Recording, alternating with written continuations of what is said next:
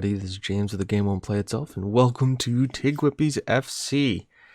We are back here for our match against Dunwich Hamlet, and as you can tell here by the league table and everything's going on, things have gotten a little, at least for us, a little interesting, and we'll show you that here when we look at the schedule. We have actually drawn a football match. I played a rotated side against Ebbsfleet because we were only a couple of days out of the Hereford game, and we had a 2-2 draw, which was pretty amazing for us. Now, we've actually had a lot of close games. Crowley, as you can tell, was close. They came back, but then we obviously got Lee Thompson to score us another goal to put us at least 2 ahead, but it got a little squeaky bum time there for a while, and obviously the draw there has made it so that we've got a few things going on. We had a little bit of an injury crisis too, which forced us to really dig deep into the 23s. But since then, things have kind of stabilized and everybody is back healthy and raring to go. And that leads us to today's game against Dunwich Hamlet, which we're going to be playing a little bit of a rotated side. Now, I've kind of found my good attacking team. Newport has kind of developed himself as the main striker at the club. As you can see, he has 5 goals on the season, and Sean Hughes right behind him is the standout player of the year so far with 3 goals and 4 assists. Just 4 goals and 3 assists coming from the attacking midfield position. But our wings have really been led by Lee Thompson on the right wing, playing as an inside forward. He has obviously 3 goals, and if you look, 3 goals and 3 appearances, which has been absolutely amazing. He has really taken that away from Ben Hudson, who just really hasn't looked up to it. Just a 6.77 when a lot of the other teams on like 7.5s, 8s even. He just hasn't gelled yet, and I don't know why. He's supposed to be better than Lee Thompson, but Lee just puts in a better shift whenever he comes in. Lawrence has also gotten back from injury, has come very good. Seb has been good, but on our left-hand side has been Jordan McFarlane. And I know, once again, he's at 7.22, 2 goals, but he's looked really lively down that side. And I think, once again, he's the type of guy who's going to really grow into the role once he spends more time out there. And we are training him to do so. But that being said, this is the lineup we're going to go with. Mackenzie in goal, McNara, Shaw, Larathru, and Chapman making a start out here on left back.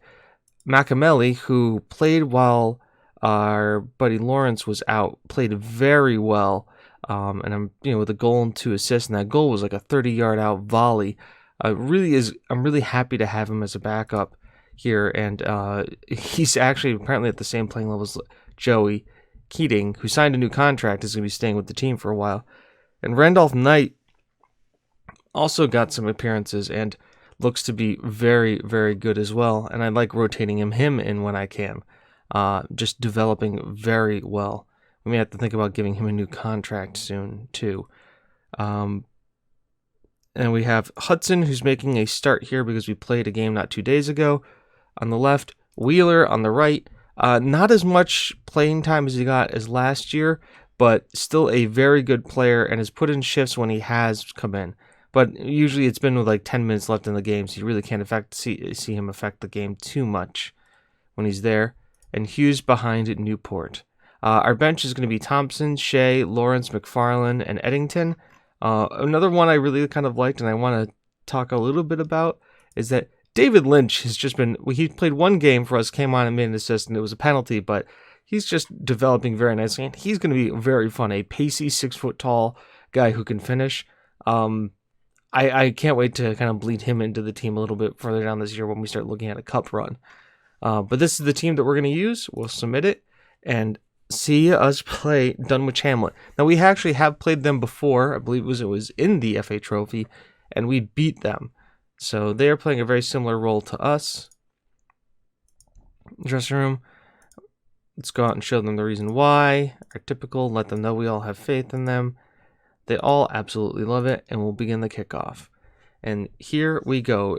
Dunwich Hamlet in their pink, us in our traditional home blues, and we'll see how the game goes. Wow, okay, just flying by. The first 16 minutes, nothing happening, The first one to Dunwich Hamlet, highlight here to Dunwich Hamlet, as Chapman misses it, and Bradley Stevenson gets the first goal. Now, I'm a little worried about him being offside, but it looks like the goal is given. And just like in our last couple of games, we are down here early.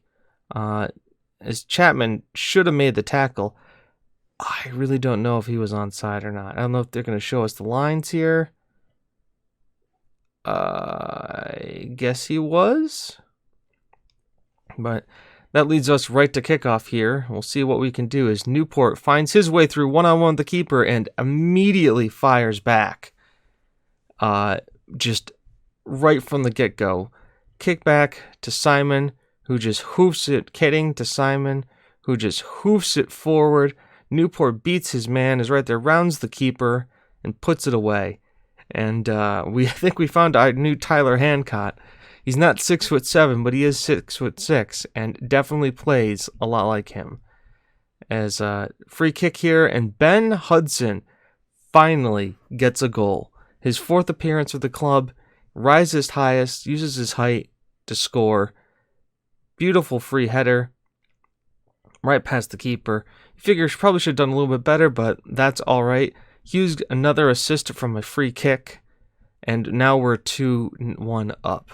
And they've got to be reeling a little bit, thinking, hey, we just got them on the lead, and now we're pouring on the pressure. We're very much a second half kind of a team. We have to kind of wait a little bit before we do anything. As Wheeler's on the ball here, cuts in, can't find anybody. Hitson finds McNamara back there, and Newport, yeah, that's an offside move for sure. I don't know if Frank was offside or if one of the other guys were. Yeah, I think McNamara, oh, yeah, Frank was offside when McNamara cleared it.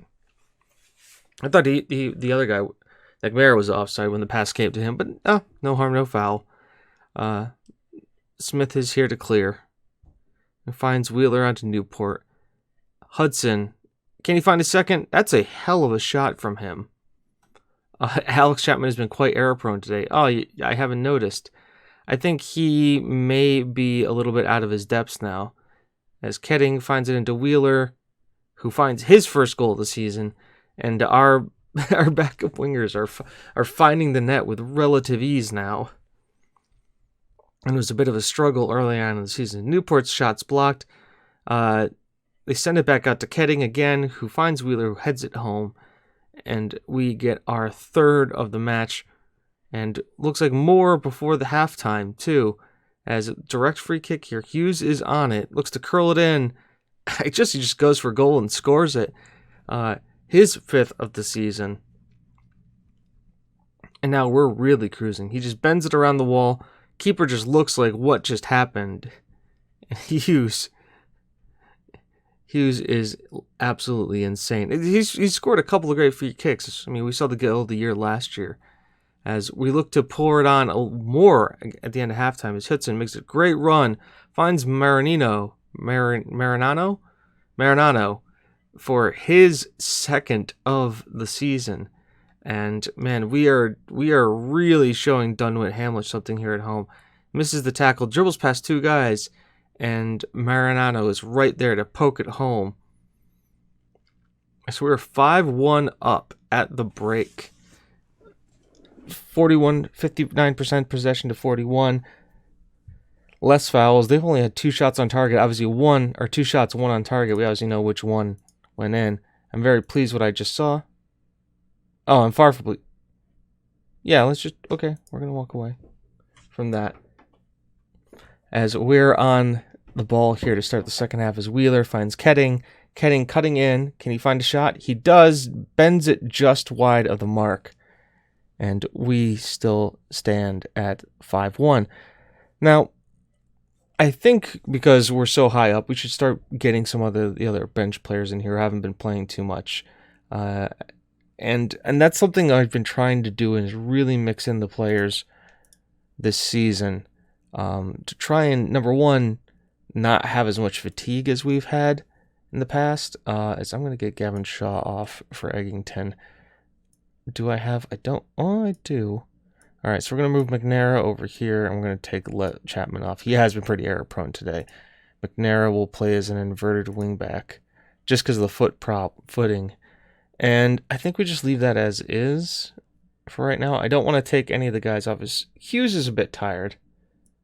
All right, we'll take Hughes off from McFarlane, who can play there. Now, what does McFarlane want to play as? He wants to play as a false 9 up front. Okay, false 9. Now let's just play him as an attacking midfield. No. Hang on. Let's think about this for a second. Lee Thompson, what does he play when he plays striker? He plays advanced forward. What does Newport play? He plays poacher. Why don't we do this? Bring Hughes up. Bring McFarlane in. We'll play him. Oh, no, not McFarlane. Game. We'll bring Thompson in. Play Thompson as the advanced forward. We'll play Newport as the poacher. Now, where does he like to play? The right of a two-man pairing. The left of a two-man pairing. Perfect.